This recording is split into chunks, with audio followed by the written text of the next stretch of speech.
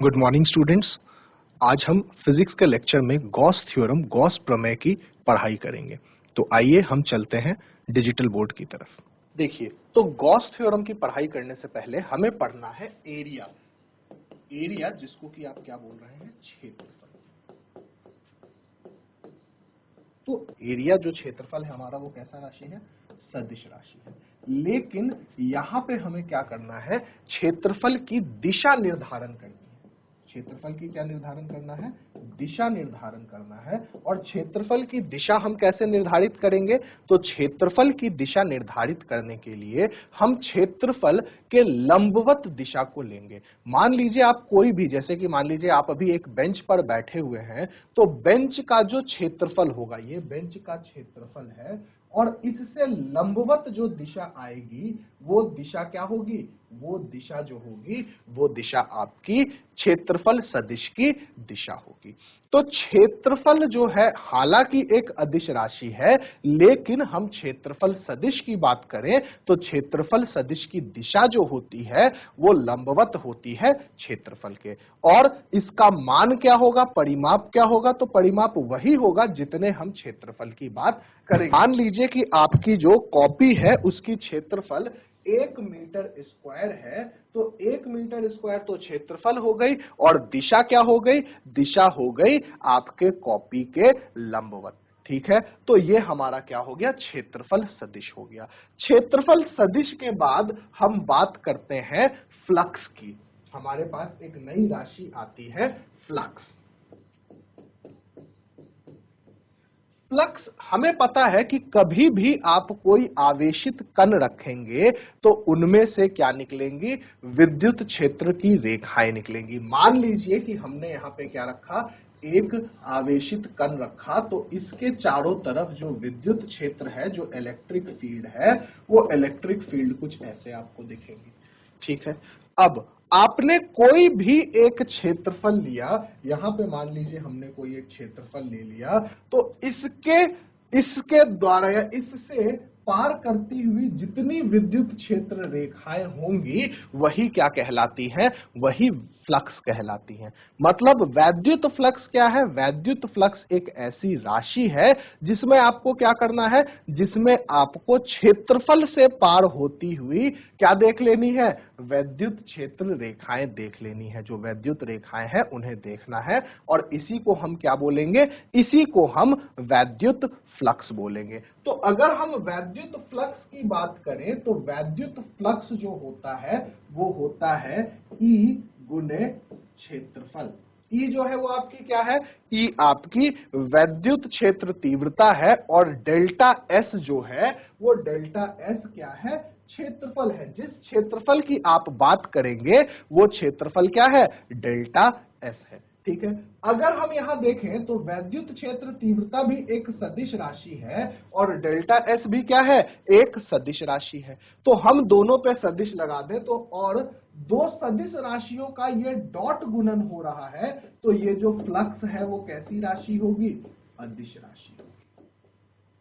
ठीक है, तो फ्लक्स है क्या, वैद्युत क्षेत्र रेखाएं, जिस क्षेत्रफल से जितनी वैद्युत क्षेत्र रेखाएं किसी क्षेत्रफल से गुजरेंगी वही फ्लक्स है। और फ्लक्स को बतलाने के लिए हमारे पास एक सूत्र आ गया, फाई बराबर ई डॉट डेल एस।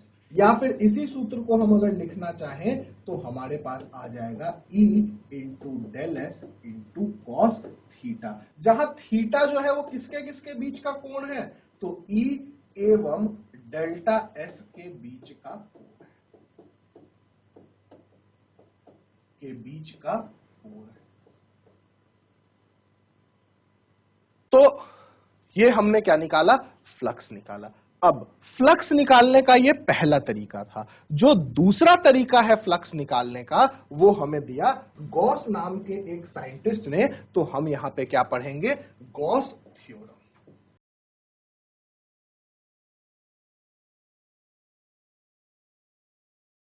तो गॉस थ्योरम में हमें यह बतलाया गया कि किसी भी क्षेत्रफल के समक्ष जो आपका फ्लक्स होगा वो फ्लक्स कितना होगा। तो मान लेते हैं कि यहां पे कोई एक आवेश है प्लस क्यू, जिसके चारों तरफ कोई एक क्षेत्रफल है। तो इससे क्या हो रहा होगा, इससे वैद्युत क्षेत्र रेखाएं ऐसे बाहर की तरफ निकल रही होंगी। लेकिन अब हम यहाँ पे वैद्युत क्षेत्र रेखाएं ना गिनती करके हम गॉस थ्योरम के अनुसार क्या बोलेंगे कि जो फ्लक्स है वो बराबर है Q बटे एप्सिलॉन नॉट के। एप्सिलॉन नॉट आपने पहले भी कूलम्स लॉ में पढ़ रखा है कि ये क्या है, ये वैक्यूम का या एयर का परावैद्युतांक है, जिसकी वैल्यू आपको याद होनी चाहिए। एप्सिलॉन नॉट की वैल्यू होती है 8.85 गुने 10 के पावर -12। ठीक है, तो ये एप्सिलॉन नॉट की वैल्यू है। गॉस थ्योरम बोलता है कि यदि आप किसी आवेश को किसी क्षेत्रफल के अंदर डाल दें तो जो फ्लक्स होगा उस क्षेत्रफल के समक्ष वो कितना होगा, आवेश बटे परावैद्युतांक। परावैद्युतांक यहां किसका लेना है, क्योंकि जो क्षेत्रफल है वो कहां रखा हुआ है, वो हवा में रखा हुआ है, वो वैक्यूम में रखा हुआ है। तो परावैद्युतांक हमने किसका लिया, वैक्यूम का लिया। ये परावैद्युतांक बदल भी सकता है। अगर मान लीजिए जैसे आपने कूलम्स लॉ में भी देखा होगा, कूलम के नियम में भी देखा होगा कि यदि आपने दो आवेशित कणों को, ये आवेशित कण Q1 और Q2 है, तो आप जब बल की बात करेंगे तो बल बराबर क्या होता है, 1/4 पाई epsilon not Q1 Q2 by R²। लेकिन यदि यहाँ पे माध्यम, बीच का जो माध्यम है, उस माध्यम को क्या कर दिया जाए, बदल दिया जाए, तो यहां पर जो F आ जाएगा वो F भी बदल जाएगा, वो हो जाएगा 1/4 pi epsilon Q1 Q2 by R²। मतलब इस माध्यम का जो परावैद्युतांक है वो परावैद्युतांक क्या हो गया, बदल दिया गया। तो गॉस प्रमेय हमें क्या बतलाता है, गॉस प्रमेय हमें बतलाता है कि यदि आपको किसी भी क्षेत्रफल से फ्लक्स निकालना है तो उसमें जितना भी आवेश है उसको परावैद्युतांक एप्सिलॉन नॉट से क्या कर दें, डिवाइड कर दें। ठीक है, तो आइए एक छोटा सा क्वेश्चन देखते हैं इस पर। मान लीजिए कि हमारे पास ये एक गोलाकार सतह है जिसके अंदर +2 कूलम, -3 कूलम और +4 कूलम आवेश है। तो हमें बतलाना है कि फ्लक्स क्या होगा। फ्लक्स आप बतलाएंगे यहां पे कि फ्लक्स क्या होगा। एक सतह की बात की गई है जिसके अंदर आपके पास क्या है, 2 कूलम्ब, -3 कूलम्ब और 4 कूलम्ब के आवेश रखे गए हैं। तो आपको बतलाना है कि इसमें आपके पास जो भी फ्लक्स है वो फ्लक्स क्या है।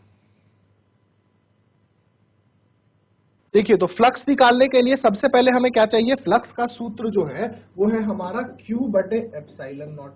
लेकिन इस सतह के अंदर जो है वो आवेशों की संख्या ज्यादा है, तो हमें क्या निकालना पड़ेगा, हमें कुल आवेश निकालना पड़ेगा जो सतह के भीतर है। तो हम यहाँ पे क्या निकालेंगे, 2 कूलम -3 कूलम +4 कूलम बटे एप्सिलॉन नॉट। तो ये क्या आ जाएगा आपके पास, 2 + 4 6 -3 3 बटे 8.85 गुने 10 के पावर -। यही आपका क्या आ जाएगा, ये आपका वैद्युत फ्लक्स आ जाएगा इस सतह।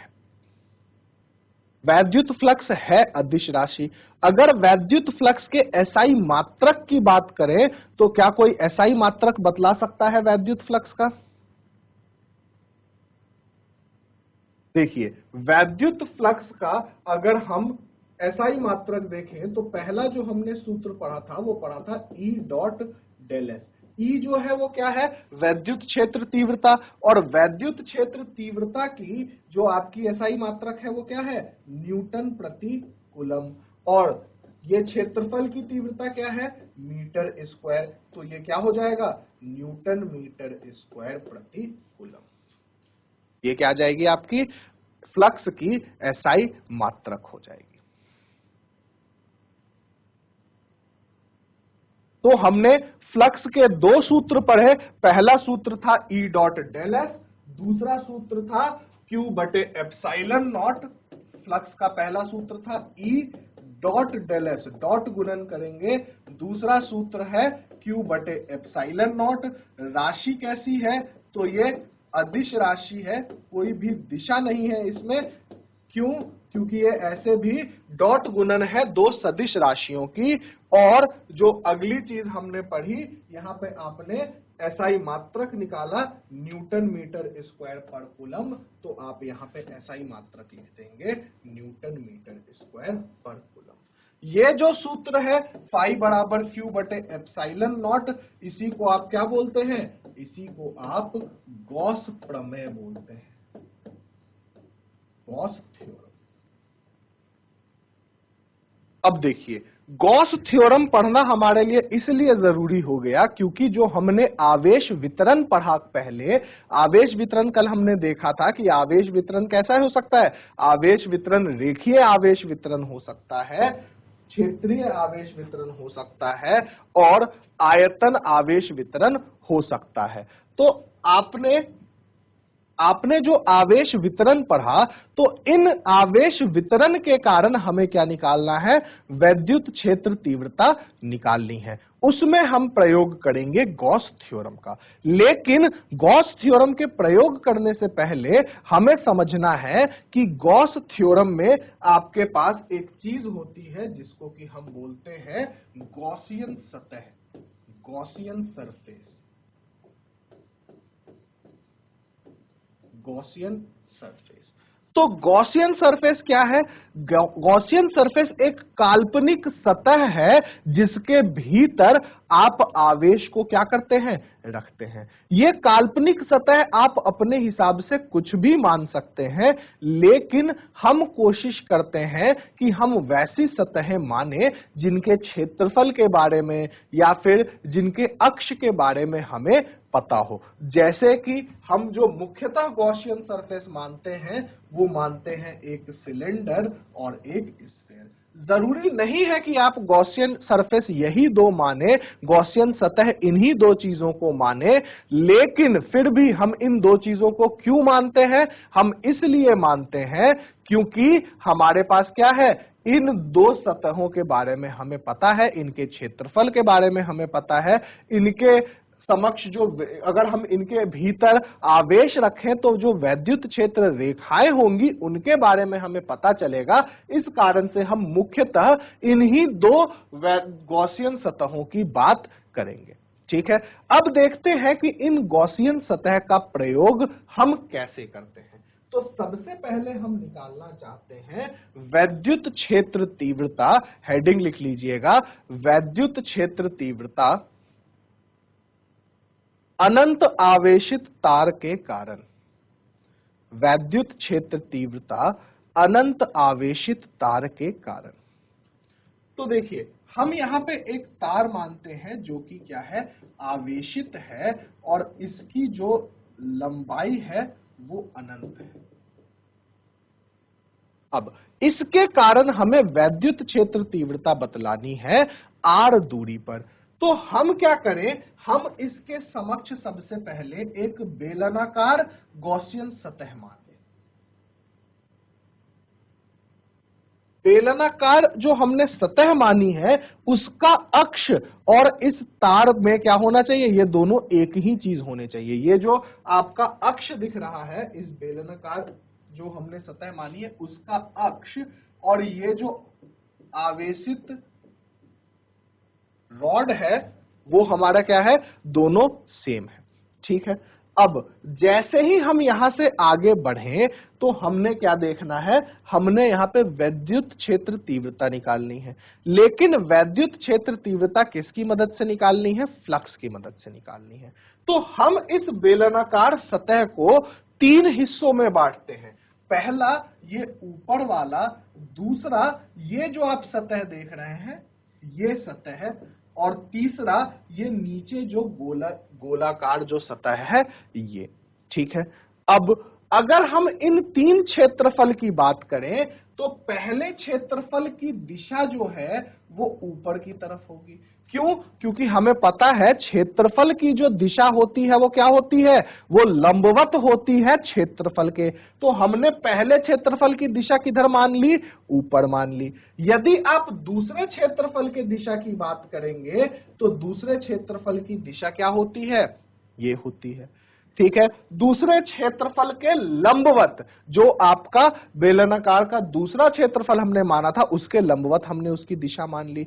और जो हमने तीसरा विभाजन किया है उसका क्षेत्रफल भी क्या आ गया, उसके लंबवत, मतलब क्षेत्रफल किधर की ओर आ गया, नीचे की ओर आ गया। ठीक है। अब हम बात करेंगे, क्योंकि ये क्या है, ये पॉजिटिव चार्ज रॉड है, तो इसमें इलेक्ट्रिक फील्ड, जो वैद्युत क्षेत्र तीव्रता की दिशा होगी, वो इधर, इधर और इधर। वैद्युत क्षेत्र, क्योंकि इसमें क्या है, एक समान आवेशित रॉड है, तो हर जगह वैद्युत क्षेत्र तीव्रता क्या होगी, ई ही होगी। जो वैद्युत क्षेत्र तीव्रता हम जनरली ई मानते हैं, वही ई जो है वो वैद्युत क्षेत्र तीव्रता होगी। तो आपको सबसे पहले इन तीन सतहों से फ्लक्स निकालना है। तो जो फ्लक्स हम निकालेंगे φ1, वो φ1 क्या होगा, ई डॉट डेल S1। और अगर आप डॉट गुणन आपको याद हो 11वीं में, तो इसे ई डेल एस कॉस 90 लिख सकते हैं। क्यों, ध्यान दीजिएगा, यहाँ पे ई जो है वो इस दिशा में है और डेल एस जो है वो ऊपर की दिशा में है, तो इनके बीच जो कोण बन रहा है वो कोण कितना बन रहा है, 90 डिग्री का कोण बन रहा है, 90 डिग्री का कोण बन रहा है। और कॉस 90 का मान आपको ज्ञात होगा 0, तो φ1 क्या हो गया, 0 हो गया। ठीक है। बात करते हैं दूसरे सतह से फ्लक्स की, तो φ2 जो है वो आपका ई तो समान है, हमने अभी अभी देखा है, डेल S2, क्षेत्रफल बदल गया दूसरी सतह का, तो φ2 बराबर क्या हो गया, ई डॉट डेल S2। या इसी को आप लिखना चाहें तो आप ऐसा लिख सकते हैं क्या, ई गुने डेल S2 इंटू कॉस 0। यहां पे 0 क्यों आया, क्योंकि देखिए ई की दिशा भी यही है और डेल एस की दिशा भी यही है। जब दोनों की दिशा समान है तो इनके बीच का कोण क्या होगा, 0। देखिए यही ई है और यही डेल एस है, ये दोनों एक ही रेखा तो हो गई, और जब एक ही रेखा है तो इनके बीच का कोण क्या है, 0 है। तो φ2 का मान क्या हो गया, φ2 का मान हो गया ई गुने डेल S2, क्योंकि cos 0 का मान क्या होता है, cos 0 का मान होता है 1। ठीक है। और अगर हम तीसरी सतह से भी क्या निकालें, फ्लक्स निकालें, तो ये होगा ई डॉट डेल S3, या फिर इसे आप क्या बोलेंगे, इसे आप बोलेंगे E del S3 cos 90 degree. यहां पे 90 डिग्री क्यों आया, क्योंकि फिर से देखिए विद्युत क्षेत्र तीव्रता की दिशा ये और डेल एस की दिशा ये, बीच में कोण कितना बना, 90 डिग्री का कोण बना, और ये कोण 90 डिग्री का है, तो cos 90 का मान 0 होता है, तो फ्लक्स तीसरी सतह से भी क्या हो गया, 0 हो गया। मतलब सबसे पहले हमने क्या किया, एक गॉसियन सतह मानी, उस गॉसियन सतह को 3 हिस्सों में बांटा। ध्यान रखिएगा, जब बेलनाकार गॉसियन सतह होगा, जब सिलेंड्रिकल गॉसियन सरफेस होगा, तभी हम 3 हिस्सों में बांटेंगे। हर बार जरूरी नहीं है कि हम 3 हिस्सों में ही इसे बांटें। ठीक है। तो हमने 3 हिस्सों में बांटा, तो 3 फ्लक्स निकाले। ठीक है। अब इन तीनों फ्लक्स की यदि हम बात करें, तो जो कुल फ्लक्स होगा, क्योंकि फ्लक्स जो है वो अदिश राशि है, तो फ्लक्स को क्या किया जा सकता है, जोड़ा जा सकता है। इसमें आपको क्या है, सदिश योग की जरूरत नहीं है। जो आप ट्रायंगल का नियम और पैरेललोग्राम का नियम, जो त्रिभुज नियम और समांतर चतुर्भुज नियम लगाते हैं वेक्टर को जोड़ने के लिए, उसको यहां लगाने की जरूरत नहीं है। क्यों नहीं है, क्योंकि ये अदिश राशि है। तो यदि हम कुल फ्लक्स निकालेंगे तो फाई नेट बराबर क्या हो जाएगा, φ1 प्लस φ2 प्लस φ3। अभी अभी φ1 निकाला, 0 के बराबर है, ये था ई गुने डेल S2 प्लस φ3 क्या है, 0। तो फाई नेट बराबर क्या हो गया, फाई नेट बराबर हो गया ई डॉट डेल S। ठीक है। अब यदि डेल S2 की बात करें, तो डेल S2 क्या है, इसका कर्व्ड सरफेस एरिया है, ये वाला जो सतह है इसका क्षेत्रफल है, और बेलनाकार के लिए आपके पास क्या होगा, ये होता है ई गुने 2πr। ठीक है। ये जो फाई हमने फ्लक्स निकाला है, इस फ्लक्स का मान गॉस थ्योरम हमें बतलाता है कि किसके बराबर होगा, Q बटे एप्सिलॉन नॉट के बराबर होगा। तो यहां से अगर हम क्या निकालना चाहें, वैद्युत क्षेत्र तीव्रता निकालना चाहें, तो E बराबर क्या हो जाएगा, Q बटे 2 pi epsilon not R L। ठीक है। कल अगर आपको याद हो तो हमने इस Q बटे L को क्या बोला है, हमने इस Q बटे L को लैम्डा बोला है, रेखीय आवेश घनत्व बोला है, इसको हमने क्या बोला है, लैम्डा बोला है। तो E का एक सूत्र आ गया लैम्डा बटे 2 पाई एप्सिलॉन नॉट R।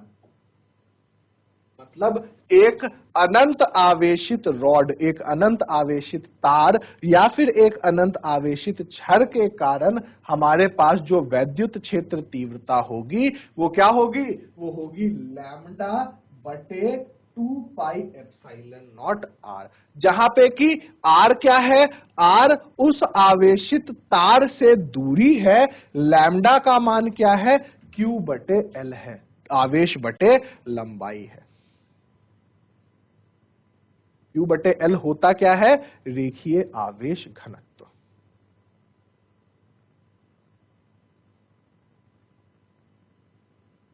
तो ये जो हमने निकाला अभी, ये गॉस प्रमेय का अनुप्रयोग है, एप्लीकेशन है ये गॉस थ्योरम का।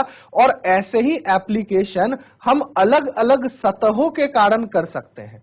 बहुत सारे अलग अलग आप सतह ले सकते हैं। जैसे कल हमने तीन क्या किया था, आवेश वितरण की बात की थी, रेखीय आवेश वितरण, क्षेत्रीय आवेश वितरण और आयतन आवेश वितरण। तो ये हमने रेखीय आवेश वितरण के कारण क्या निकाल लिया, वैद्युत क्षेत्र तीव्रता निकाल ली।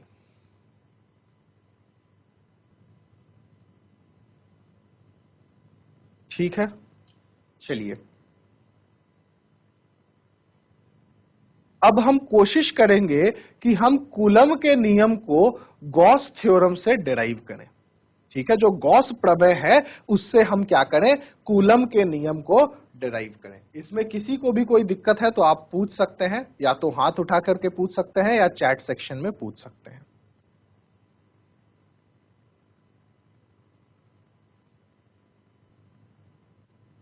चलिए फिर आगे बढ़ते हैं। हम अब क्या करना चाह रहे हैं, गॉस प्रमेय से कूलम का नियम।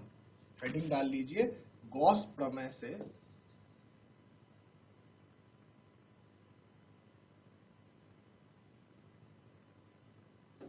गॉस प्रमेय से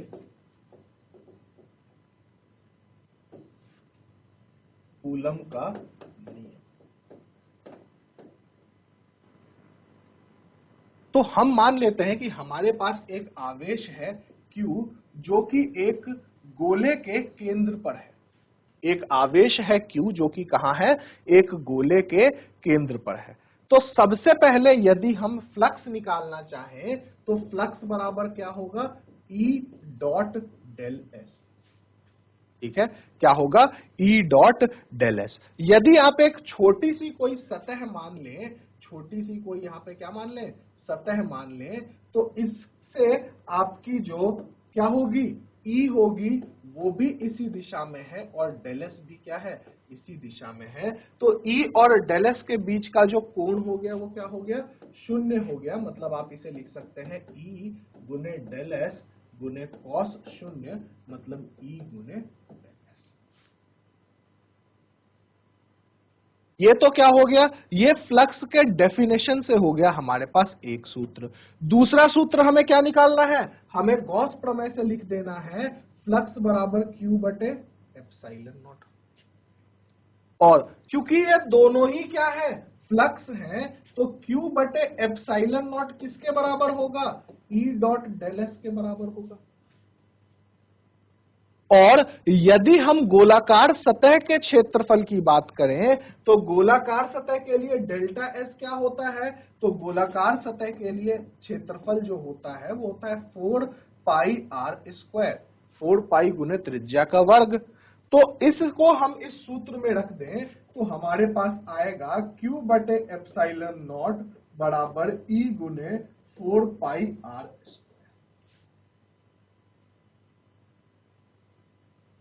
यहां से हम क्या निकाल सकते हैं, हम निकाल सकते हैं वैद्युत क्षेत्र तीव्रता। तो यदि आप वैद्युत क्षेत्र तीव्रता निकालें तो देखिए मैं आगे लिख देता हूं, Q बटे एप्सिलॉन नॉट हमारा क्या आ रहा था, E गुने 4 पाई आर स्क्वायर।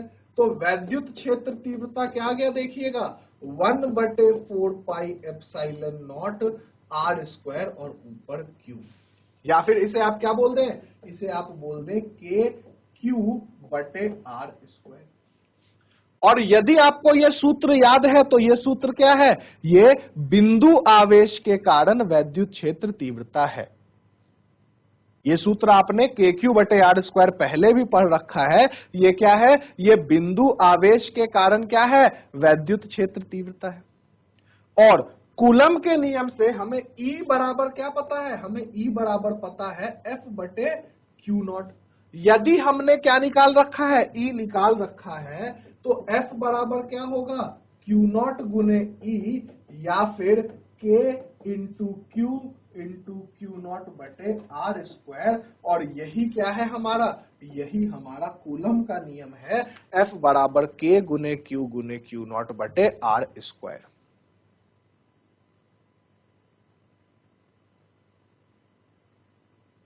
तो हमने क्या लिया, हमने एक बिंदु आवेश लिया, उसके चारों तरफ एक गोलीय गॉसियन सतह लिया और हमने क्या किया, वहां से कूलम का नियम लेकर के आए।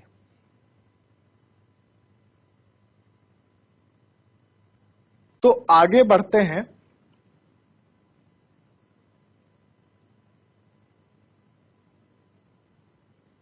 इसी तरीके से हम गॉस प्रमेय को भी प्रूव कर सकते हैं।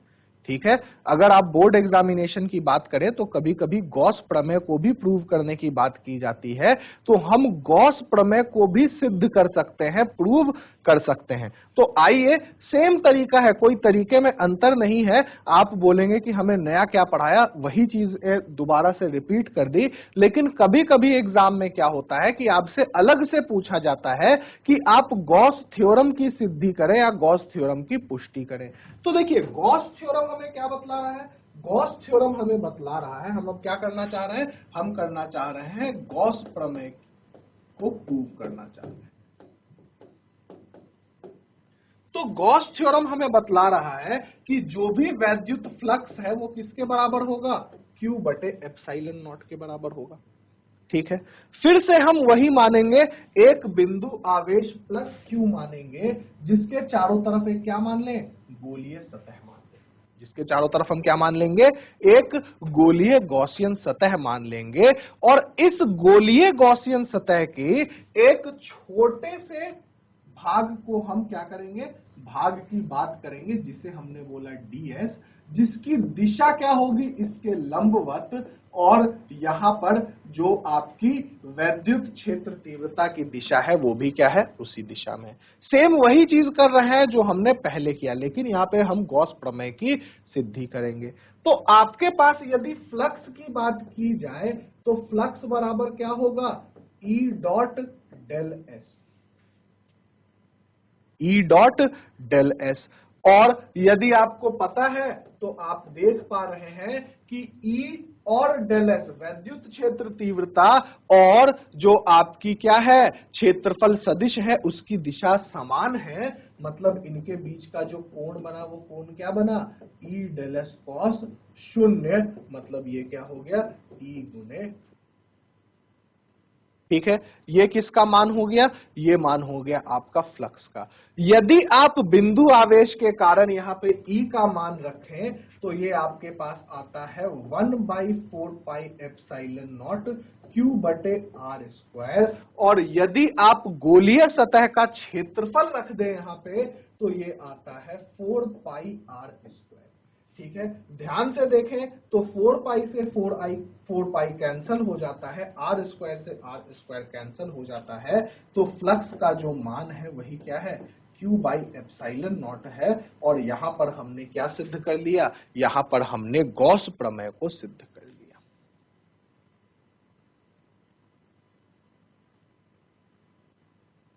तो गॉस प्रमेय के बारे में आपको इतनी चीज समझ में आ रही होगी कि जो पीछे मैंने आपको 4 चीजें लिखी थी, वो 4 चीजें अगर आपको याद हैं तो गॉस प्रमेय में आपको कोई भी दिक्कत नहीं होगी। हालांकि अभी हम सिर्फ डेरिवेशंस कर रहे हैं, हम इस पे कोई भी प्रश्न अभी नहीं कर रहे हैं, क्वेश्चंस हम आगे की क्लासेस में करेंगे, अभी तो हम डेरिवेशंस ही देख रहे हैं। लेकिन हमें हर जगह समझ में आ रहा है कि जो फ्लक्स के 2 सूत्र हैं वही 2 सूत्र हमें लगाने हैं। एक बार फ्लक्स को हम हर जगह क्या लिख दे रहे हैं, E डॉट डेल एस, और दूसरे बार हम फ्लक्स को क्या लिख दे रहे हैं, Q बाई एप्सिलॉन। इन्हीं 2 सूत्रों की मदद से हम गॉस थ्योरम के हर डेरिवेशन को करना चाह रहे हैं। ये जो सूत्र है यही कहां से आता है, गॉस प्रमेय से आता है। तो गॉस प्रमेय की सिद्धि कर ली हमने।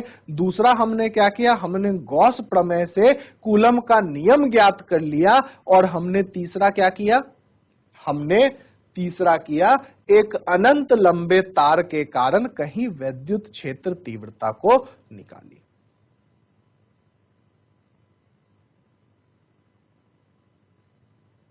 अब जो हम आगे करने जा रहे हैं, हम अनंत चादर, कोई एक हम क्या ले लेते हैं, एक प्लेन शीट ले लेते हैं, जिसके कारण हम क्या कर ले, मान लीजिए फिर से वहीं आ जाते हैं कि आपके कॉपी की एक पेज को ले लिए और उसे हम क्या मान ले, उसे एक समान आवेशित मान ले। मान ले कि इसका क्षेत्रफल A है और इस पे आवेश Q है।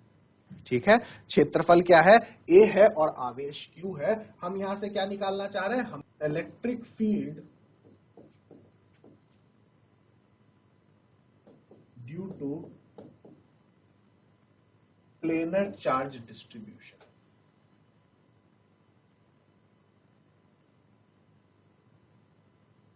ठीक है, किसके कारण, वैद्युत क्षेत्र तीव्रता क्षेत्रीय आवेश वितरण के कारण, क्षेत्रीय आवेश।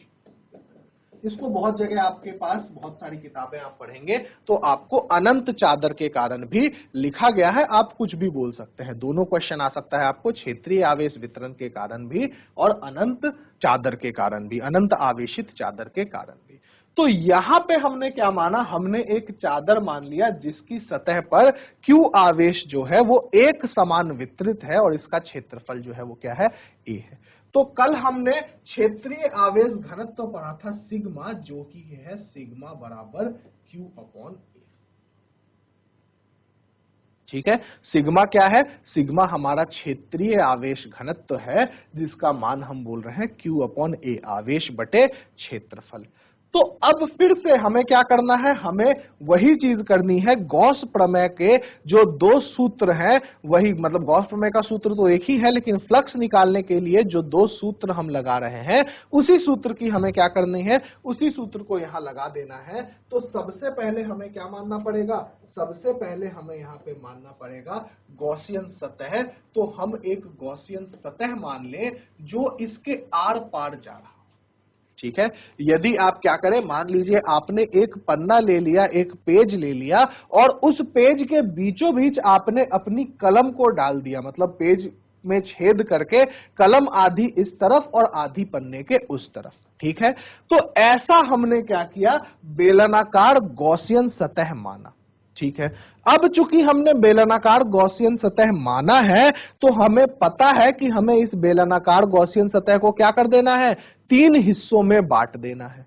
और जैसे ही आप इसे 3 हिस्सों में बांटेंगे तो क्या होगा, तो पहला हिस्सा ये होगा जिसका क्षेत्रफल सदिश इस दिशा में होगा, दूसरा हिस्सा आपका ये है जिसका क्षेत्रफल सदिश इस दिशा में है, और तीसरा हिस्सा आपका ये है जिसका क्षेत्रफल सदिश इस दिशा में। ठीक है, तो यहां पे आपको क्या कर लेना है, यहां पे आपको वैद्युत क्षेत्र तीव्रता की भी दिशा पता है कि इस तरफ वैद्युत क्षेत्र तीव्रता की दिशा इधर और इस तरफ वैद्युत क्षेत्र तीव्रता की दिशा इधर। क्यों है वैद्युत क्षेत्र तीव्रता की दिशा दोनों तरफ, क्योंकि हमें पता है कि यदि घन आवेशित है, यदि पॉजिटिव चार्ज है, तो पॉजिटिव चार्ज से बाहर की ओर क्या होती है, बाहर की ओर हमारी वैद्युत क्षेत्र की दिशा होती है। ठीक है, और यदि आप यहां फ्लक्स निकालना चाहें तो फिर से हमें फ्लक्स कितनी बार निकालना पड़ेगा, क्योंकि हमने 3 सतह माने हैं तो हमें फ्लक्स 1 निकालना पड़ेगा। क्या? E डॉट डेल एस 1, जिसमें कि आपके पास दिशा हमें पता है E गुने डेल एस गुने कॉस 0। देखिए पहले सतह में E भी इधर और डेल एस भी इधर, तो यहाँ पे E गुने डेल एस गुने कॉस 0, जो कि क्या बचेगा? E गुने डेल एस बचेगा।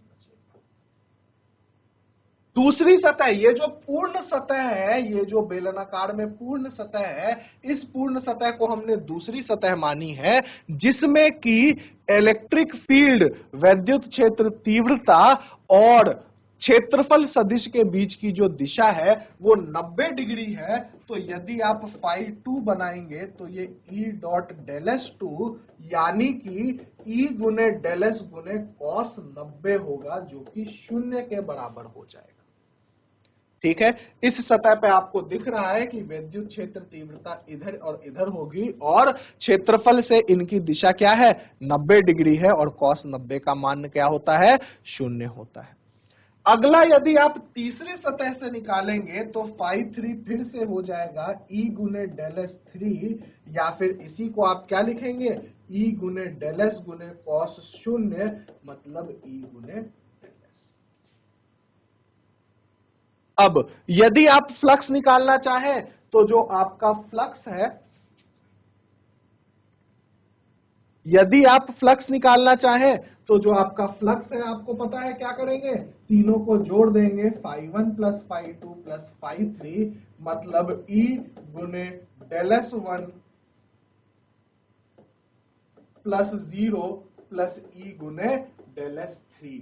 अब डेल एस 1 की बात करें तो देखिए ये सतह है, ये ऐसा सतह है, और आपको पता है कि बेलनाकार सतह में जो आप ये सतह लेते हैं, इसका क्षेत्रफल क्या होता है? पाई आर स्क्वायर होता है। ये जो सतह है इसका क्षेत्रफल क्या होता है?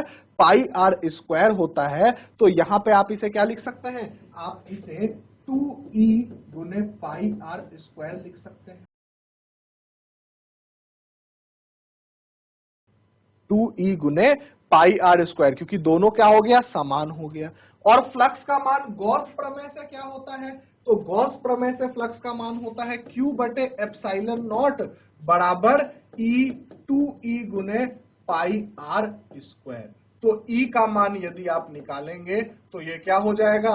E का मान निकालना हो तो Q बटे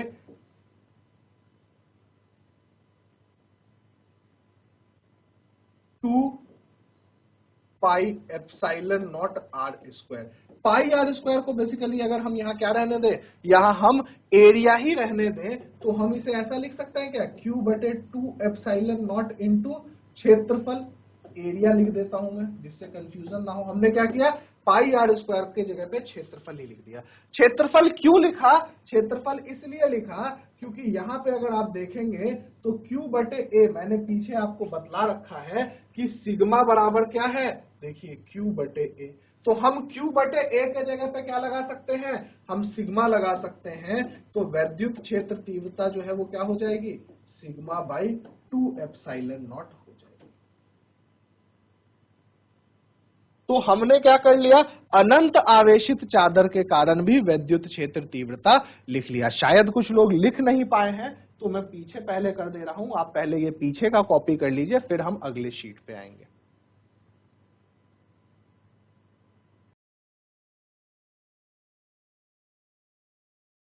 चलिए ये लिख लिया अगर, तो चलिए आगे बढ़ते हैं, ये भी लिख लीजिएगा।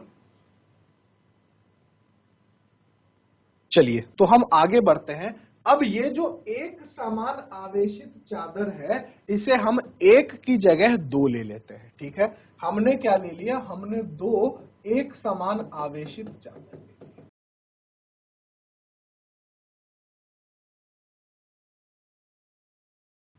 अब इनके कारण हमें क्या बतलाना है? इनके कारण हमें वैद्युत क्षेत्र तीव्रता बतलानी है। मान लेते हैं कि इसकी जो घनत्व है वो सिग्मा 1 है और इसकी जो घनत्व है वो सिग्मा 2 है। मतलब इसमें Q बटे A का मान सिग्मा 1 है और इसमें Q बटे A का मान सिग्मा 2 है। दोनों के क्षेत्रफल अलग भी हो सकते हैं, दोनों में आवेश अलग भी हो सकता है। ठीक है, हम बाद में देखेंगे कि यदि सिग्मा 1 और सिग्मा 2 बराबर हो जाए तो क्या होगा। ठीक है, तो जैसे ही हमें विद्युत क्षेत्र तीव्रता बतलानी है तो हम इसे 3 हिस्सों में बांट देते हैं। पहला हिस्सा ये है जो दोनों से ही क्या है, लेफ्ट में है, दोनों चादरों से लेफ्ट में है। दूसरा हिस्सा ये वाला हिस्सा है, पहला हिस्सा, ठीक है, जिसमें दोनों चादरों के बीच के हिस्से की बात की जा रही है। और तीसरा हिस्सा कौन सा हिस्सा है, तीसरा हिस्सा वो हिस्सा है जो कि आपकी क्या हो रही है, दोनों चादरों के राइट में बात की जा रही है। हमें इन 3 हिस्सों में क्या करना है, वैद्युत क्षेत्र तीव्रता बतलानी है। तो जैसे ही आप वैद्युत क्षेत्र तीव्रता बतलाना चाहेंगे तो हमें सबसे पहले देखना है कि इन हिस्सों में वैद्युत क्षेत्र की दिशाएं क्या होंगी। तो देखिए, हम जो पहले चादर की बात कर रहे हैं, ये चादर नंबर 1 है हमारा और ये चादर नंबर 2 है। तो पहले चादर के कारण जो वैद्युत क्षेत्र तीव्रता की बात करेंगे उसे हम E1 बोल देंगे। क्या बोल देंगे, E1। और दूसरे चादर के कारण जो बात करेंगे उसे हम बोल देंगे E2। आपको पता है कि दोनों पॉजिटिवली चार्ज प्लेट हैं, दोनों धनावेशित जो है चादर है, तो इसके कारण इधर वैद्युत क्षेत्र की दिशा इस तरफ होगी और इसके कारण वैद्युत क्षेत्र इधर इस तरफ होगी। कोई दिक्कत, पहले के कारण भी वैद्युत क्षेत्र रेखाएं बाहर जाती हुई और दूसरे के कारण भी वैद्युत क्षेत्र रेखाएं बाहर जाती हुई। यदि हम इस दूसरे रीजन में बात करेंगे तो पहले के कारण वैद्युत क्षेत्र रेखाएं बाहर जाएंगी, मतलब राइट के तरफ जाएंगी, और दूसरे के कारण जो वैद्युत क्षेत्र रेखाएं हैं वो लेफ्ट जाएंगी, मतलब इस तरफ आएंगी। तीसरे क्षेत्र की बात करें तो पहले चादर के कारण वैद्युत क्षेत्र रेखाएं इधर और दूसरे के कारण भी वैद्युत क्षेत्र रेखाएं इधर। हम दिशा निर्धारण के लिए एक दिशा मान लेते हैं जिसे कि हम क्या बोलते हैं, आर कैप बोलते हैं। आर कैप का दिशा हमने किधर मान लिया, पहले चादर से दूसरे चादर की ओर। तो यदि हम पहले क्षेत्र में वैद्युत क्षेत्र निकालना चाहें तो ये क्या होगा, E बराबर minus E1 plus E2। Minus क्यों लगाया, माइनस इसलिए लगाया क्योंकि हमारे निर्धारित दिशा के विपरीत दिशा में ये है। और E1 और E2 का मान अभी अभी आपने पढ़ा है, सिग्मा 1/2 एप्सिलॉन नॉट और सिग्मा 2/2 एप्सिलॉन नॉट। ठीक है, हालांकि सिग्मा बाई एप्सिलॉन नॉट पढ़ा है, लेकिन E1 है तो सिग्मा 1/2 एप्सिलॉन नॉट कर दिया और E2 है तो सिग्मा 2 एप्सिलॉन नॉट कर दिया। यहां पे एप्सिलॉन नॉट का मान तो बदलेगा नहीं। ठीक है, दूसरे जो क्षेत्र हमने माना है, दूसरे क्षेत्र में यदि हम बात करें तो E का जो मान होगा वो होगा E1। हाँ, यहाँ पे आर कैप लगा सकते हैं हम, जिससे कि हमें क्या पता चल जा रही है, इसकी दिशा भी पता चल जा रही है। सदिश राशि है तो सदिश राशि की दिशा भी पता होनी चाहिए। तो दिशा भी पता चल गई कि आर कैप में माइनस लगा हुआ है, मतलब आर कैप के विपरीत दिशा में यहां पे वैद्युत क्षेत्र तीव्रता है। अगला हम आते हैं E बराबर E1 minus E2। Minus E2 क्यों, देखिए दूसरे रीजन में E1 जो है वो इस दिशा में है और E2 जो है वो विपरीत दिशा में है। तो E बराबर क्या हो गया, E1 माइनस E2 हो गया। और यदि आप इसको लिखना चाहें तो आप क्या लिख सकते हैं, आप लिख सकते हैं sigma 1/2 epsilon not minus sigma 2/2 epsilon not गुने आर।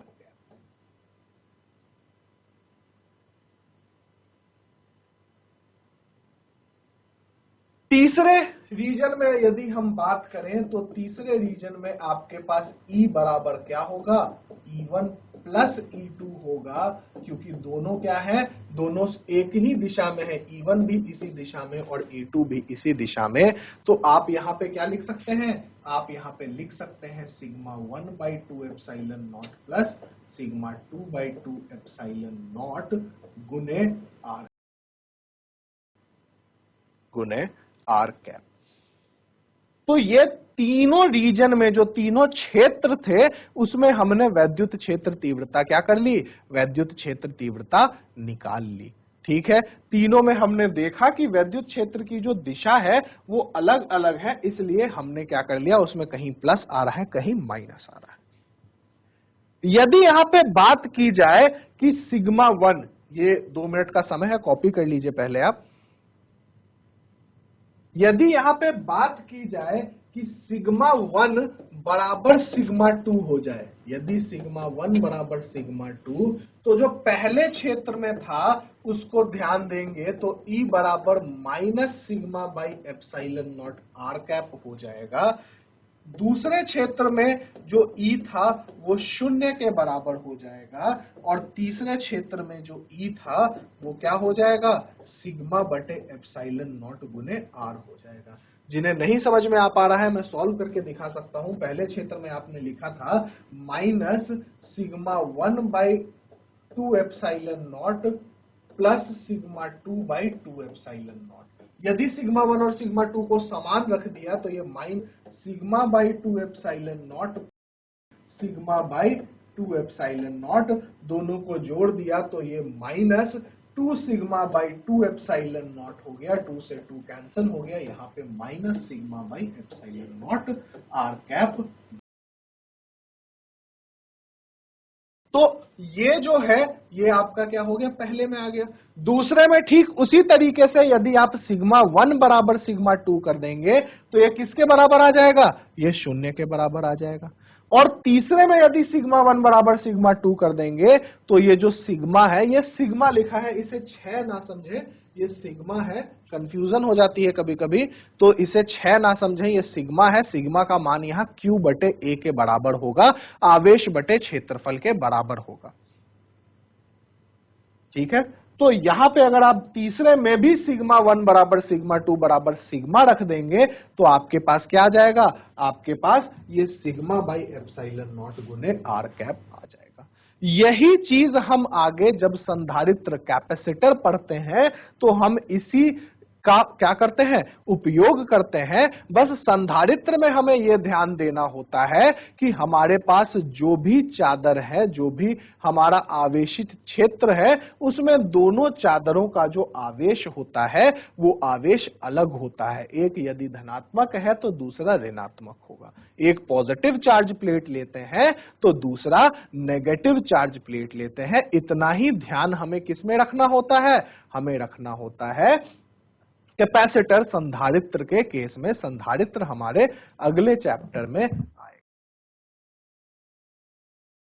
तो आज के क्लास को समअप करते हैं। देखिए हमने क्या क्या पढ़ा। शुरुआत से हमने सबसे पहले क्षेत्रफल सदिश पढ़ा। क्षेत्रफल हमें पता है कि अदिश राशि होती है। क्षेत्रफल जो है हमारा, क्षेत्रफल सदिश हमने निकाला, उसमें हमने दिशा निर्धारण की।